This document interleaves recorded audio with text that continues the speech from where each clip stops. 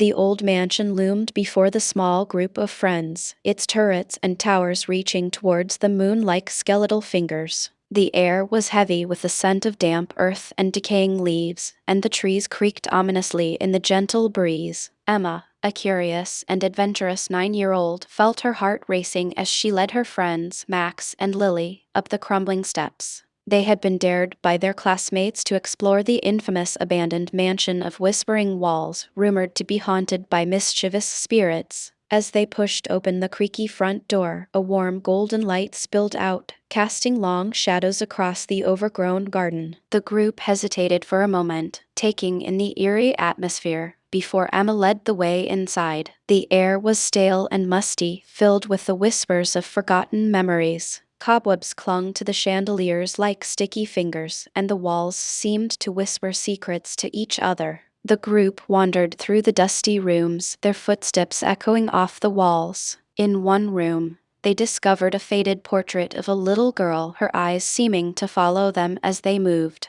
Lily shivered, feeling an inexplicable chill run down her spine. Emma, ever the skeptic, dismissed the feeling with a wave of her hand. "It's just old paint," she said firmly, but as they continued their exploration, strange things began to happen. Doors creaked open and shut on their own, and the sound of whispers grew louder. Max, who had always been brave, felt his heart begin to race. Emma, ever the rational one, tried to reassure him that it was just the wind or the house settling, but Lily's eyes were fixed on something, a shadowy figure lurking in the corner of her eye. Emma, Max, and Lily stood frozen in the grand hallway, their eyes darting towards the corner where Lily had seen the shadow. For a long moment, nothing moved. Then, from behind a dusty velvet curtain, a small figure stepped into the dim light. It was a girl about their age, with pale skin and dark, curious eyes. She wore an old-fashioned dress, and her feet were bare. "You can see me?" the girl whispered, her voice echoing slightly, like a sound trapped in a jar. Lily nodded, unable to speak, while Max took a step backwards, bumping into an old table. Emma, finding her courage, stepped forward.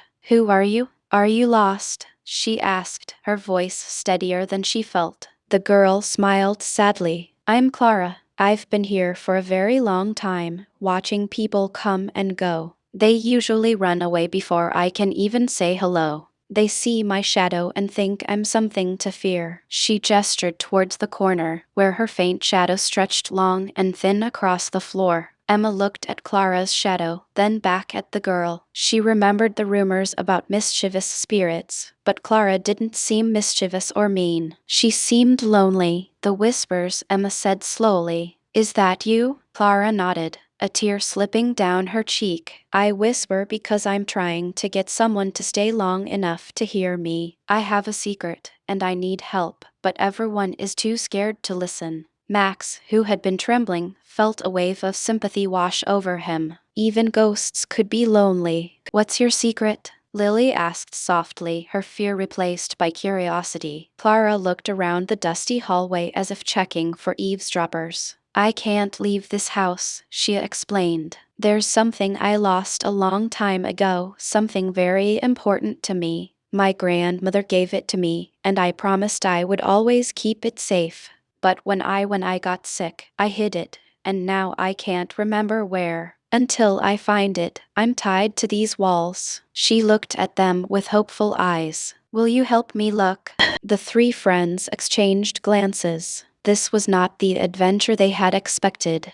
They had come looking for thrills and scares, and instead, they had found a lonely girl in need of a friend. Emma, always the leader, was the first to nod. "We'll help you, Clara," she said firmly. "Where should we start?" Clara's face lit up with a smile that seemed to brighten the gloomy hallway. "I used to play in the library most of all," she said, pointing towards a winding staircase. "Maybe we can start there." The library was a magnificent room, with bookshelves stretching from floor to ceiling and a huge fireplace big enough to stand in. Dust motes danced in the pale moonlight that streamed through a tall window. As they searched through old books and dusty drawers, Clara told them about her life in the mansion. She spoke of birthday parties in the garden and Christmas mornings by the fire. The mansion no longer felt scary. It felt like a home filled with memories, both happy and sad.